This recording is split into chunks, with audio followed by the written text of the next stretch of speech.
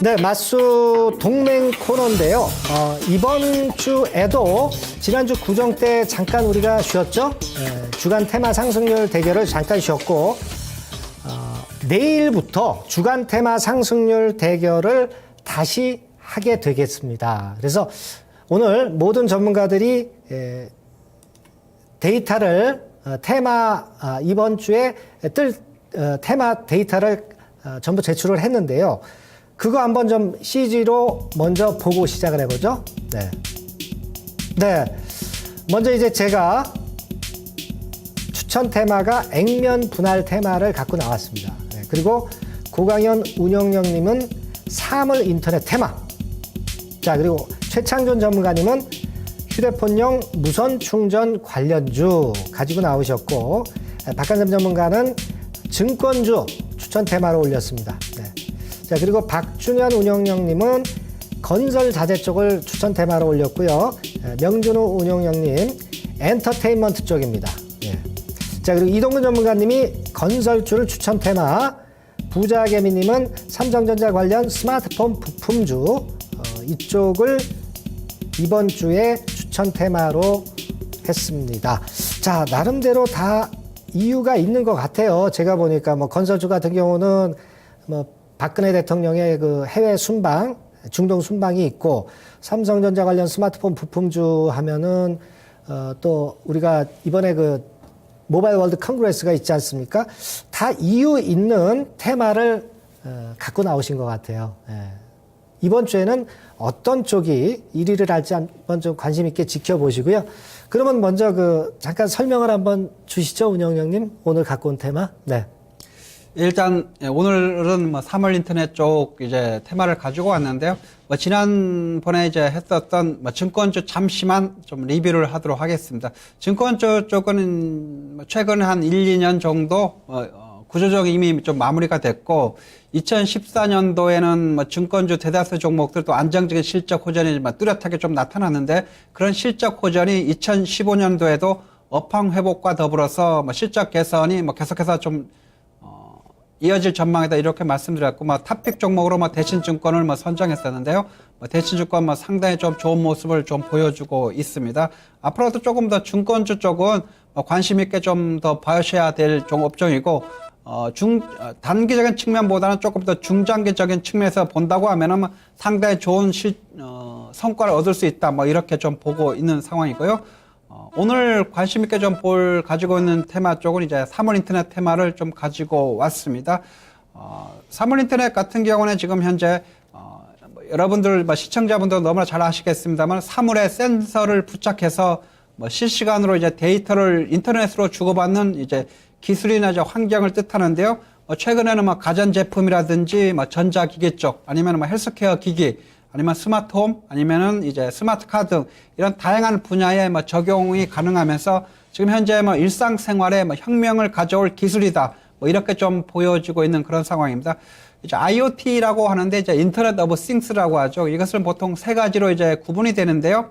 이제 기기 쪽, 그 다음에 네트워크 쪽, 그 다음에 이제 클라우드 서비스, 이제 빅데이터 쪽으로 좀 나누고 있는데, 최근에는 이제 삼성전자 쪽에서 이제 IT 모바일 인력을 그쪽 이제 사물 인터넷 쪽으로 인력을 이제 새롭게 이제 전진 배치시킨다, 이렇게 또 예상이 나오면서 지난번에 이제 한 차례 또 사물 인터넷 강세를 좀 보였었는데요. 지금 현재 지금 시장 조사 업체 이제 보도에 따르면 이제 글로벌 사물 인터넷 시장이 2020년도에 가면은 한 17조 1천억 원, 약 우리 돈으로 따지면 약 7,768조 원에 이르는 어마어마한 또 시장이 형성될 거다, 이런 좀 보도가 나오면서 계속 좀 관심을 가져봐야 되겠다. 특히 또 정부가 그 사물 인터넷 시장 그쪽 이제 규제 개혁을 주문하면서 향후 또 지속적인 정부 정책의 수혜가 좀 기대되고 있기 때문에요. 조금 더 관심을 가져봐야 되겠습니다. 지난번에 한 차례 사물 인터넷이 강세를 보이고 나서 지금 잠시 좀 조정권에 좀 놓여 있는 그런 상황이기 때문에 조금 더 좀 지켜보시면 될 것 같고요. 탑픽 종목으로는 이제 링네트를 선정을 해 봤습니다. 링네트 같은 경우에는 이제 네트워크 설계 및 솔루션 개발 업체인 지금 시스코의 사업 파트너로도 좀 지금 대두되고 있는 그런 상황인데요. 그런 그 네트워크 통신 이제 솔루션 업체로서 사물진흥통신을 이제 관련 사업을 좀 진행하고 있고요. 뭐 그런 상황입니다. 그 실적 측면에서 본다고 하면은 지금 2013년에는 창사 이래 지금 최고 실적을 달성했다 이렇게 좀 나오고 있고 2014년 상반기에만 하더라도 반기 매출이 이제 500억 원 이상에 이르는 등 최고의 성과를 냈는데요.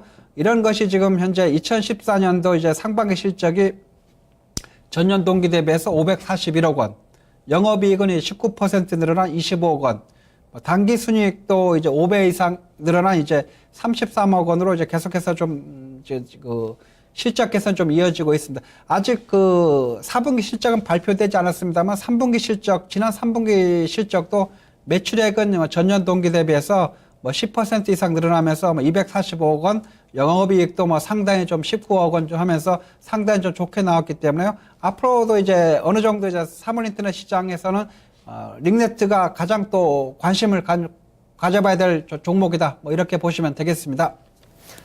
네, 자 저는 클라우드 건을 지난주에 말씀드렸죠. 클라우드 건은요, 합산법이 오늘 통과가 됐습니다. 네, 23일 날. 그러니까 그렇다면 좋다고 그랬죠. 내일 긍정적 효과가 있을 겁니다. 그거 참고로 하시고요. 오늘은 제가 액면 분할 테마, 고가주 액면 분할 테마를 갖고 나왔습니다. 요거는 이번 주만 보실 테마가 아니고요. 3월 한 중순까지 보시고 좀 길게 할 테마입니다. 사실은 경쟁을 떠나서 제가 말씀을 드리는 거고요. 결국 이제 그렇습니다. 정부가 그 정책이 그렇거든요. 이제 한국판 다우지수 출현을 이제 시킵니다. K탑 30 지수가 출현해요. 예, 그러면 이런 액면 분할권의 테마가 나올 수밖에 없고요. 이쪽이 통과가 될 수밖에 없어요. 정부가 주식시장을 활성화하려고 하는 의지가 있다. 속담에 그런 얘기 있죠. 정부의 정책에 맞서지 마라. 아모레 쪽이나 롯데 쪽에서는요, 좀 긍정적인 답변을 제가 듣기에는 한 것 같아요. 3월 달이 주총이기 때문에 주총 때 그걸 통과시켜야 되기 때문에 지금부터 그게 이슈화가 된다는 얘기죠.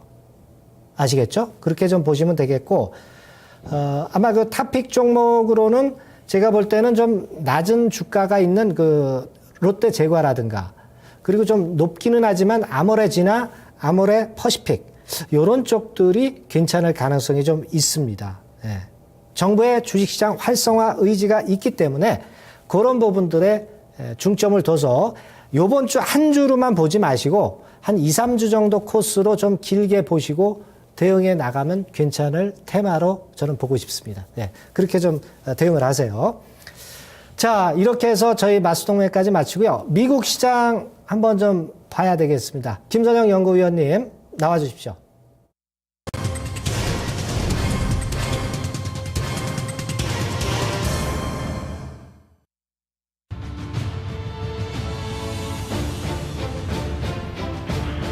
안녕하십니까. 미국 현지에서 김선영입니다.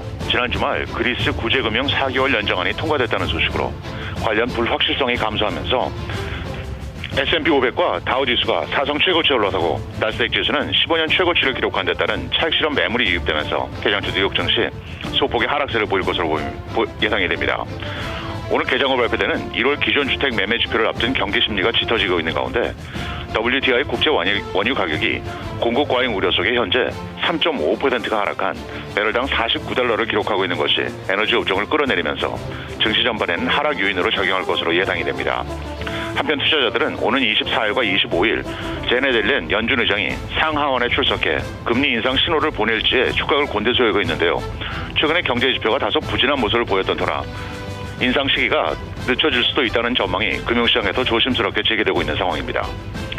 주요 종목들을 보면 캐나다 기반의 제약업체인 밸리언트 파마스리컬은 총 101억 달러, 주당 158달러를 지불하고 위장약 제조업체인 셀릭스 파마스리컬을 인수한다고 밝혔는데요.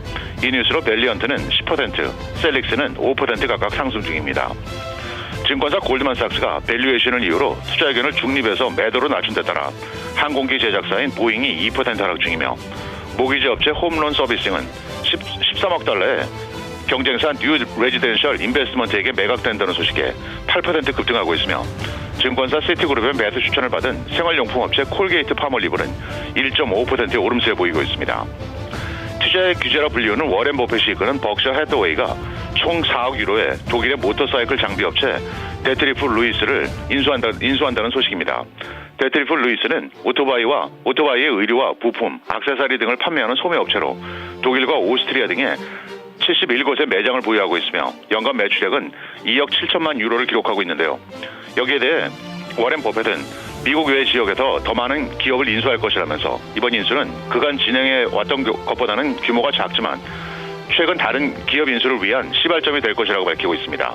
이미 그는 지난 2009년에 할리 데이비슨에 3억 달러를 투자한 바 있어 이번 M&A가 큰 시너지 효과를 낼 것이라는 분석입니다. 마지막으로 이번 주 경제지표와 실적 발표 일정입니다. 경제지표들을 보면 2월 24일 2월의 소비자 신뢰지수, 25일엔 1월의 신규주택 판매와 주간 원유 재고, 26일엔 실업수당 청구 건수와 1월 소비자 물가, 내구재 주문, 27일엔 4사분기 GDP 수정치, 2월 시카고 PMI, 그리고 잠정주택 판매가 발표됩니다. 실적 발표 기업을 보면 2월 23일 DC 네트워크와 쿠퍼 타이어, 24일엔 도미노스 피자, 홈디포, 메이시스, ���렛패커드, 퍼스트 솔라, 25일 케이블비전, 달러트리, 로우스, TJX, 엘브랜스, 세일스포스닷컴, 26일엔 콜스, 시어스 홀딩, 갭, 제이시페니, 허벌라이프, 로스스토어, 마지막으로 27일엔 CST 브랜드와 펩코 홀딩스 등이 지난 분기 실적을 내놓을 예정입니다. 지금까지 미국 현지에서 김선영입니다. 네. 오늘 황사 때문에 고생했는데 내일은 아마 황사가 없다 그러죠? 예. 네. 내일은 한번 상쾌한 날씨 기대해 보겠습니다. 네. 자, 여기서 마치고 다음 주에 다시 뵙겠습니다. 네. 감사합니다.